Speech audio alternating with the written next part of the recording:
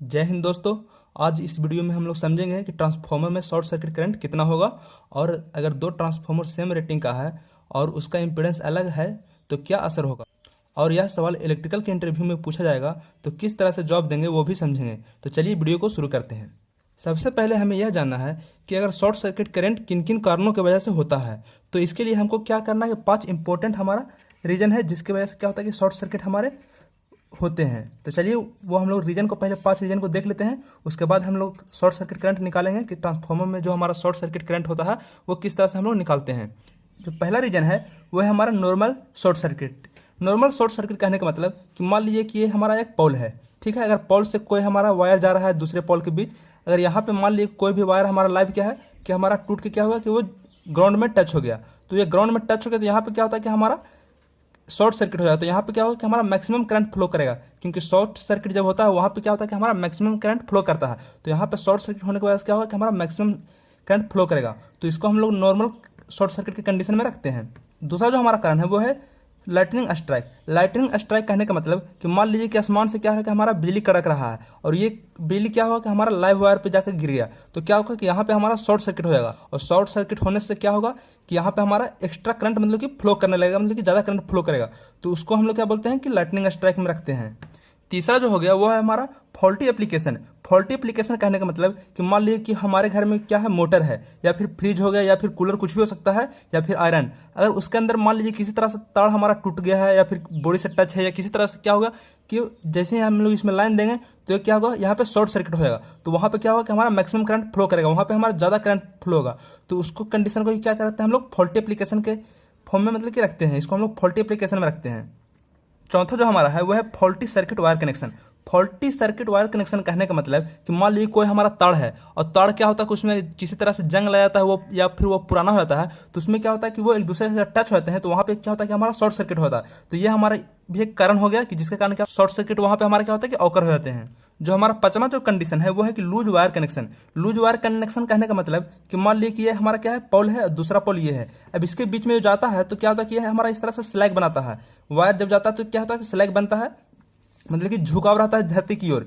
तो इस यहाँ पे क्या होता है कि मान लीजिए कभी आंधी चला या तूफान चला तो हवा कारण क्या होता है कि ये एक दूसरे में टच होते हैं। तो टच होने के कारण क्या होता है कि ये शॉर्ट सर्किट होता है। इसलिए क्या किया जाता है कि जब आंधी तूफान होता है उस मौसम में हमारा लाइन क्या क्या होता है कि कट कर दिया जाता है, ताकि एक दूसरे में क्या हो कि शॉर्ट ना हो और कहीं भी हमारा सर्किट खराब ना हो। तो इसलिए हम लोग इसको लूज वायर कनेक्शन में रखते हैं। तो दोस्तों जो हमारा ट्रांसफार्मर में शॉर्ट सर्किट होता है वो हमारा डिपेंड करता है इम्पीडेंस पे, जिसको क्या करते हैं हम लोग जेड से डिनोट करते हैं। तो ट्रांसफार्मर का शॉर्ट सर्किट किस पे डिपेंड करता है, हमारा इंपीडेंस पे, जिसको हम लोग क्या करते हैं कि जेड से डिनोट करते हैं। तो इसको अच्छा समझना है क्योंकि इसके ऊपर थोड़ा सा हम लोग आगे में बात करेंगे। अब बात करते हैं कि अगर मान लीजिए कि हमारा ट्रांसफार्मर है और ट्रांसफार्मर से क्या है कि हमारा लाइन जा रहा है, अगर मान लीजिए कहीं पे हमारा क्या होगा शॉर्ट सर्किट हो गया तो कितना करंट फ्लो करेगा ट्रांसफार्मर से, उसका पता हम लोग कैसे करेंगे, उसका कैलकुलेशन किस तरह से करें। तो देखिए एकदम सिंपल सा फॉर्मूला लेकर आया हूँ। इसका जो फॉर्मूला होता है वो होता है ISC, मतलब कि short circuit current is equal to transformer into multiplier. अब देखिए ट्रांसफॉर्मर फुल लोड एम्पियर यहाँ पे होता है, transformer full load ampere into multiplier. इसका कहने का मतलब कि ट्रांसफॉर्मर का जो फुल लोड एम्पियर है वो कितना है। तो ये ट्रांसफॉर्मर के नेम प्लेट पे हमारा दिया रहता है कि उसका फुल लोड एम्पियर जो है वो कितना है। तो देखिए ट्रांसफॉर्मर का जो फुल लोड एम्पियर है वो हमारा दिया हुआ है 33.33 एम्पियर, जो कि क्या है कि वो 25 kVA का ट्रांसफॉर्मर है, ठीक है। तो अगर आपको ये चाहिए कि किस तरह से निकाला जाता है इसका ट्रांसफॉर्मर फुल लोड एम्पियर, तो उसके लिए भी फॉर्मूला है।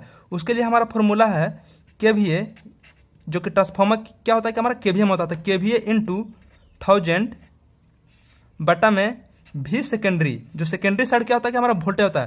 देखिए ट्रांसफॉर्मर में क्या होता है, 2 साइड होता है, प्राइमरी और सेकेंडरी। तो प्राइमरी साइड का तो हम लोग नहीं कैलकुलेट करेंगे, क्योंकि मान लीजिए कि ये हमारा ट्रांसफॉर्मर है तो इसके सेकेंडरी में कहाँ पे शॉर्ट सर्किट हो रहा है उसी का ना हम लोग यहाँ पे कैलकुलेट कर सकते हैं। इसका प्राइमरी में कितना हो रहा है वो तो हम किसी और भी ट्रांसफॉर्मर का जहाँ से ये सेकेंडरी जिसका है उसका निकालना पड़ेगा। तो हम लोग क्या करते हैं कि ट्रांसफॉर्मर के सेकेंडरी में क्या करते हैं कि शॉर्ट सर्किट करंट को कैलकुलेट करते हैं। तो इसका जो फॉर्मूला होता है ट्रांसफॉर्मर का फुल लोड एम्पियर निकालने का वो होता है KVA इंटू 1000 बटा में भी सेकेंडरी इंटू 1.732।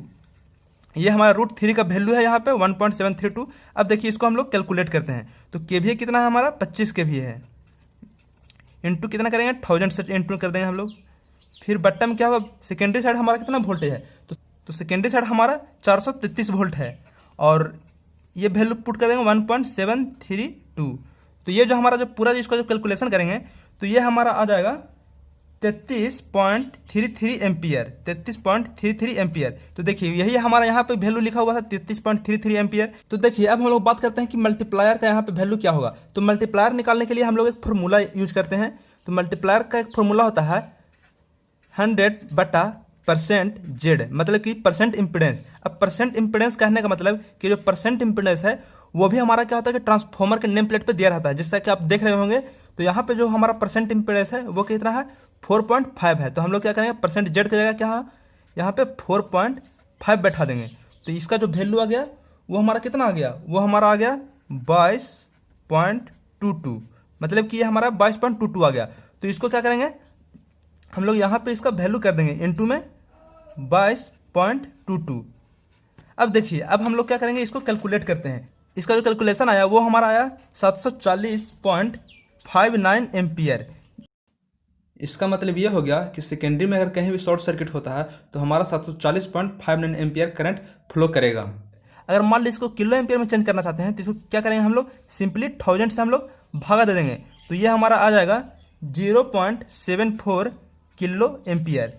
ठीक है, तो ये तो हमारा यहाँ पे निकल गया। अब थोड़ा सा मल्टीप्लायर के बारे में समझते हैं। तो ये हमारा शॉर्ट सर्किट करंट होता है और ये ट्रांसफॉर्मर के फुल लोड एम्पियर के साथ गुना होकर क्या होता है कि बढ़ जाता है। नॉर्मली जो हमारे ट्रांसफॉर्मर के शॉर्ट सर्किट जो करंट होते हैं तो वो हम लोग क्या होता है कि 20 से 25 गुना के बीच में क्या होता है कि बढ़ता है। तो ठीक है, नॉर्मली जो 20 से 25 गुना के बीच में क्या होता है कि हमारा शॉर्ट सर्किट करंट हमारा रहता है।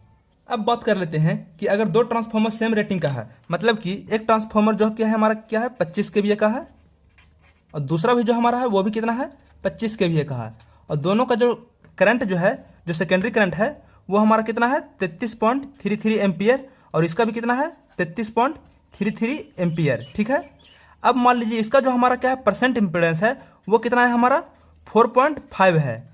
ठीक है, और इसका जो है वो कितना है हमारा परसेंट इम्पिडेंस 5 है, इसको हम लोग 5 लेते हैं। ठीक है, तो देखते हैं कि क्या आखिर इन दोनों में फर्क होता है। अगर हमारा एक ही मतलब कि हमारा सेम केवीए ट्रांसफॉर्मर है जिसमें हमारा क्या है कि सेकेंडरी का जो करंट है वो भी कितना हमारा सेम है, सिर्फ क्या है इसमें चेंज है हमारा परसेंट इम्पिडेंस हमारा क्या है अलग अलग है। तो इसका तो अभी हम लोग निकाल लेते हैं कि इसका जो हमारा आज कितना वो आया था 0.74 किलो एम्पियर, मतलब कि कितना 740.59 एम्पियर। तो यहाँ पे हम लिख देते हैं 740.59 एम्पियर। अब इसका हमको कैलकुलेट करना है तो इसका हम लोग फॉर्मूला क्या लगाएंगे, यहाँ पे फॉर्मूला हमारा हो जाएगा ISC इंटू ट्रांसफॉर्मर टी लिख देता है यहाँ से, और फुल लोड एम्पियर इंटू क्या होगा मल्टीप्लायर, हमारा मल्टीप्लायर होगा। तो देखिए ट्रांसफॉर्मर फुल लोड एम्पियर कितना है हमारा 33.33, और मल्टीप्लायर को कितना करेंगे हम लोग 100/5 से, मतलब कि भागा देते हैं 100/5 से।